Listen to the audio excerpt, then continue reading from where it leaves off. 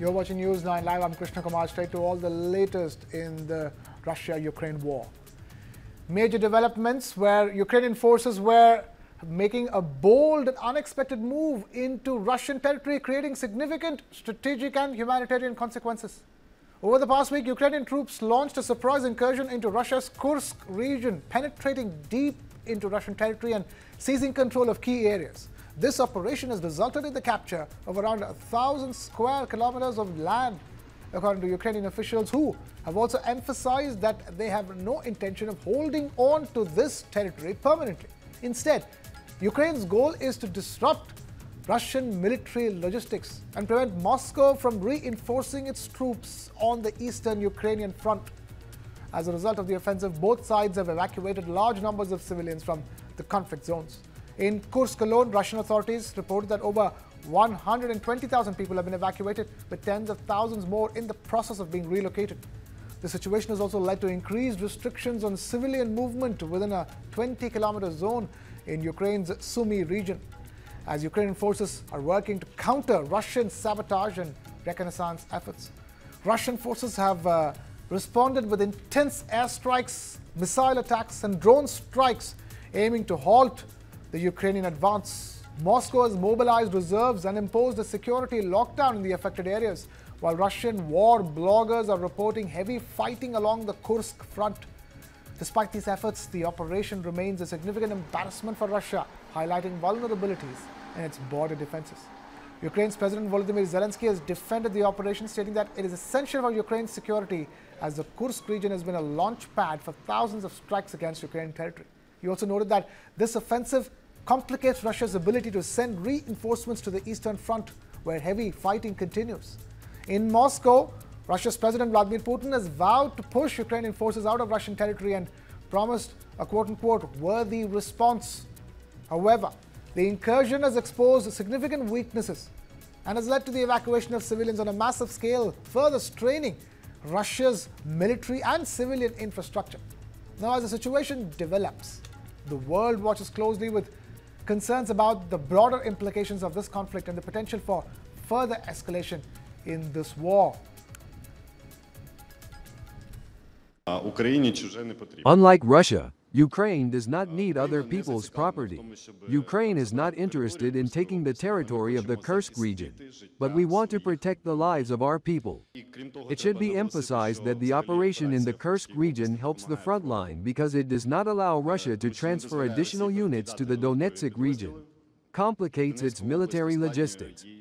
The sooner Russia accepts to restore a just peace on the basis of peace formula that leads to just peace, the sooner the incursions of the Ukrainian defense forces into the Russian territory will cease.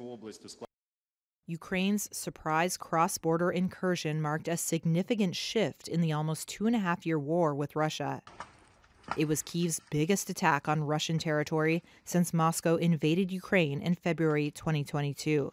International security expert Dr. Marian Mezmer of the London-based think tank Chatham House told Reuters there are a couple likely strategies at play. My best guess is that Ukraine, on the one hand, wanted to push back against Russia, perhaps to increase any leverage that they might have in any upcoming negotiations. It also seems to have been an attempt to draw Russian military attention away from where they were pushing ahead. And that seems to have worked pretty well. Ukraine had been losing territory to Russian forces until its surprise attack. Mezmer says it's a risky move. One risk, of course, is that we've already seen that Russia has much more military personnel than Ukraine. And while Ukraine has managed to kind of stretch Russian military forces thinner, it also has to stretch its own forces much thinner. And Russia presumably is going to try and hit back quite hard, because this is obviously making them look quite bad. And it's something that Putin won't want to see repeated. So this could lead to quite significant losses for the Ukrainian military, which are much harder for Ukraine to absorb than for Russia, which doesn't necessarily have the same personnel challenge. Mezmer said that Ukraine's counteroffensive has likely lifted its soldiers' spirits, at least for the time being. I think the counteroffensive so far has done a lot for morale. I mean, Ukrainians know that the alternative to the war, if it was to end badly for them, isn't good. And so that is part of why they have been so committed and so behind the government.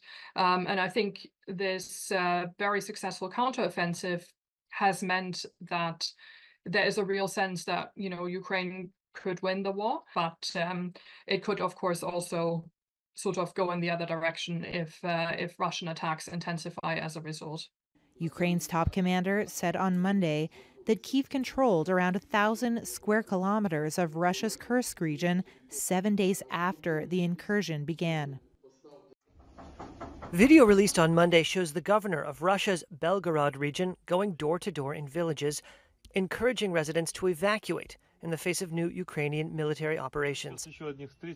Belgorod is the second region next to Ukraine where Russia urged civilians to leave, and it comes almost a week after Ukraine launched a stunning cross-border incursion that caught Moscow by surprise. Ukrainian fighters shared videos of themselves in the Kursk region, removing a Russian flag from a building and hoisting their own blue and yellow banner. Another Ukrainian soldier shared this selfie from the Russian town of Sudzha, complaining that a Russian supermarket chain was inferior to a Ukrainian one. Slava Ukraini! Ukrainian forces rammed through the Russian border last Tuesday and swept across some western parts of Russia's Kursk region, a surprise attack that may be aimed at gaining leverage in possible ceasefire talks after the U.S. election in November. Over the weekend, Russian President Volodymyr Zelensky publicly acknowledged the operation for the first time. On Sunday, he shared a video saying that Russia's repeated attacks on Ukraine from the Kursk region deserved, quote, a fair response. The Ukrainian attack has prompted some in Moscow to question why Ukraine was able to pierce the Kursk region so easily after more than 2 years of the most intense land war in Europe since World War II. Russian President Vladimir Putin on Monday alleged that Ukraine was trying to undermine Russian stability with its incursion. He said, quote, the enemy will certainly receive a worthy response. And now we have Ambassador Jitendra Nath Mishra, former Indian diplomat, joining us on this broadcast. Mr. Mishra, thank you so much for taking time out to be with us on the show. I'm going to begin by asking you your reading of the situation so far. Evacuations are happening on both sides, and after a very long time, we are hearing about Ukraine claiming Russian territory.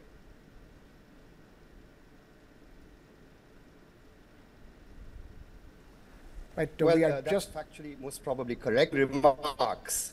First of all, thank you very much for inviting me. It's a great honor to be on the show again. The Ukrainian president said our response is a fair response, and President Putin said our response is a worthy response, fair and worthy. So they are couching this in very diplomatic language. But in warfare, as in diplomacy, moves and counter-moves are very common. Yes, Ukraine's incursion into Russian territory, Russian sovereign territory with 1,000 square kilometers of territory occupied currently is a tactical victory, but it's only a tactical victory. It's not a strategic retreat for Russia. Remember, Russia fought Napoleon, fought Hitler, and they went on fighting for years and years. Deep inside Russia. So Russian resolve is not going to be, I think, significantly weakened. It may have given them a small jolt, but Russia will certainly fight back. And the implication of this is very clear, that the Ukrainians are saying that we don't want to hold this territory, but cut off the supplies, the lines of communication to Russian supplies for the Russian occupation forces in the Donetsk region. Now, Donetsk region is Ukraine's sovereign territory. So it's a kind of a quid pro quo action, and that's very common in warfare. So it's going to be a bargaining chip, as we just heard from the British colleague. You have taken our territory, we have taken some of your territory, let's make a deal. That's what it is, and I don't think we need to be seeing more meaning into this, and this war of attrition will continue. And I don't see Russian resolve weakening because of that, because the West also has not supported Ukraine beyond thresholds that will result, that could, if they went beyond the thresholds, that could result in a more significant Russian defeat. That has not happened. So it's a battle of attrition. Okay. Putin has vowed to, for a quote-unquote worthy response. Do you think that that indicates a possible further escalation in the war? Oh, absolutely. Remember that the Russians have already made incursions into Ukrainian territory over the last 2 years. So that itself was a worthy escalation from their point of view. And they've suffered a tactical setback. So I don't think they're going to take it lying down. There will be a Russian response. And this is also because of Russia's historical fear of the incursions from the West into Russian territory, and not just Russian territory, but into territory beyond Russia, which acted as a buffer historically. So this is a very historical fear that Russia has, and we need to understand that. And that's why they fought Napoleon and Hitler, and they will fight this war. And that's why they took they called it the military operation, not a war, which was preemptive. Because of the possible expansion of NATO and the EU, and promises that were made to Russia about NATO expansion, those promises were not kept. So there is a sense of fear. I'm not trying to support the Russians. I'm only saying, as a student of strategy and international affairs, that this is very common in warfare, in diplomacy. This is a forward diplomacy. And Russia, from its own point of view, will try to do everything to protect its core interests. And I think, looking at it more strategically, the Western world, led by the US, NATO, US and Europe, I think they have been very short-sighted, I beg your pardon, in allowing this situation to develop, because the only winner from this is China. They've taken the eyes off the ball as far as the Indo-Pacific is concerned. And then, of course, we have the Gaza war. So China is making inroads into territorial aggrandizements such as the South China Sea, and very aggressive action against India, Taiwan, Japan, and the Philippines, and also Vietnam in the South China Sea. So I look at it globally, and I think, as Professor John Mearsheimer said, this is very short-sighted on the part of the West, because if China is your primary challenge right now, weakening Russia does not help your cause. Right, and that's where I wanted to come in on, ask you about the global implications of what is going on in the Russia-Ukraine war. It's been 2 years. It has reached a point where now Ukraine has claimed 1,000 square kilometers of Russian land after all the twists and turns so far. Talk to us about what it means for the world. Let's begin by talking about the US and its allies. Yes, well, the US is going into an election year. So if you do an escalation that is led by NATO and it doesn't work, the US will not look good at all, and would the Democratic Party would risk that. And the policy of a Trump administration, if that happens, is very uncertain, because Trump is quite unpredictable. In any case, he's wanting allies wherever they are, whether it is NATO or other allies in Asia or in Europe, to do more for the common defenses and their individual defenses. And Trump feels that they're not doing enough. They're not spending enough. So there are so many uncertainties, and I don't see them escalating this beyond a point in an election year in the US. The UK had just had an election, and the new government has to settle down. France also. So therefore, the West is going to look back.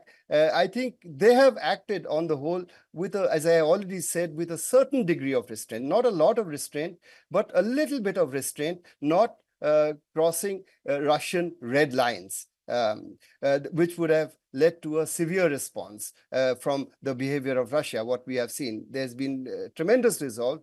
They couldn't walk over Russia through this war, and it's a battle of attrition. So the international implications are very clear. As Minister Jaishankar very famously said, Europe must come out of the mindset that Europe's problems are the world's problems, but the world's problems are not Europe's problems. So this is still, to me, a European war. It is not a global crisis. I think the global crises are elsewhere. Even the Middle East might be a global crisis. And of course, events in the Indo-Pacific that as I mentioned. Even the India-China border could be a global crisis. It is underreported and underappreciated as a crisis caused by Chinese aggressive behavior against India. So, so let's not go overboard about the international implications of this. There are international implications, of course, but there are more European and regional implications than global implications, as we have seen in the last 2 years. And I think that will continue, both for domestic reasons in the Western countries, the US, the UK, France, and others, and also because of domestic reasons in Russia, also Russian resolve, and indeed also in Ukraine. All right, we will leave it at that. Completely out of time here on the discussion. Ambassador Jitendranath Mishra, former Indian diplomat, thank you so much for taking time to be with us here on News9 Live on that big story that we're tracking. And with that, it's time for another short break. Lots more coming up on the other side. Keep it with News9 Live.